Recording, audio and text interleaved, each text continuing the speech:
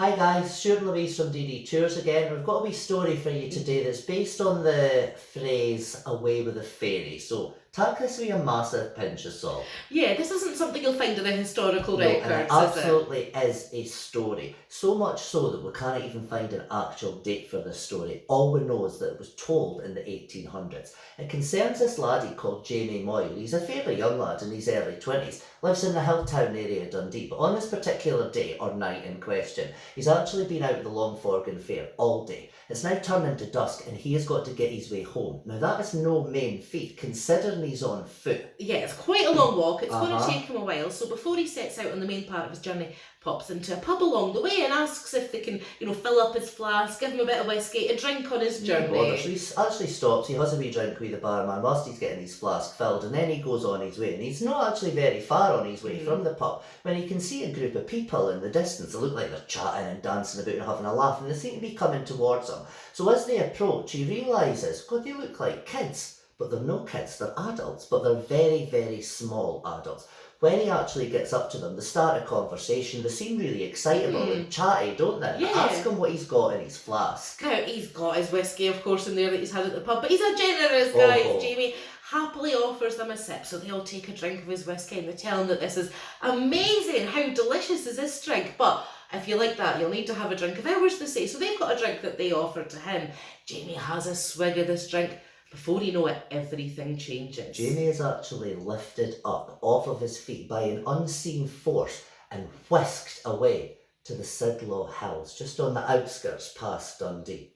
Now, these people, these creatures, are actually fairy folk, it turns out. They spend, though, the entire night with Jamie, drinking and dancing, celebrating, way into the early hours of the morning. The next thing Jamie remembers is actually being woken up by 4 men on the top of the law.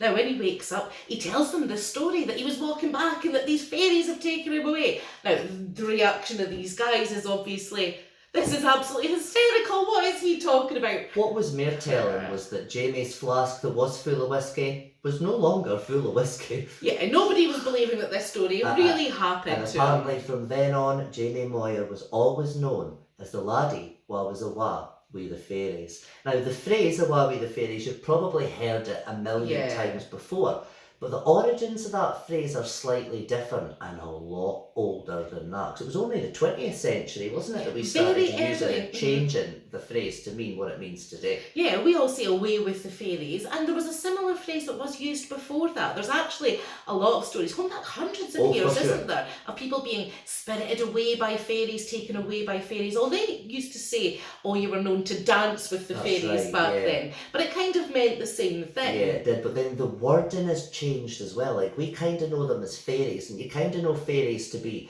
helpful, perhaps mischievous, but in fact they could be downright wicked and evil sometimes. And the word actually comes she, doesn't it? That means the sort of fairy folk in general. And you've got seelie and unseelie, which are, I suppose, are maybe subclasses of she folk. And that kind of almost gives you a clue to one of these locations in the story. Remember that Jamie was taken to the Sidlaw Hills? Well, we go back into the history of that name. The Sidlaw, law, we know what that means, comes from hlaw, meaning hill, but the first part, Sid, comes from that name. It was initially she, it was said to be fairies, but then it changed a lot, and sometimes it was seedly, wasn't it? Because we had the word claw and you had the word sea, if you say sea claw, it almost sounds like there's a D in there, and I think that's maybe where the name changed and ended up, instead of just being sea claw, it then became seed claw, or Seedleys, or the Sidlaws. Or Fairy Hill, the history of it.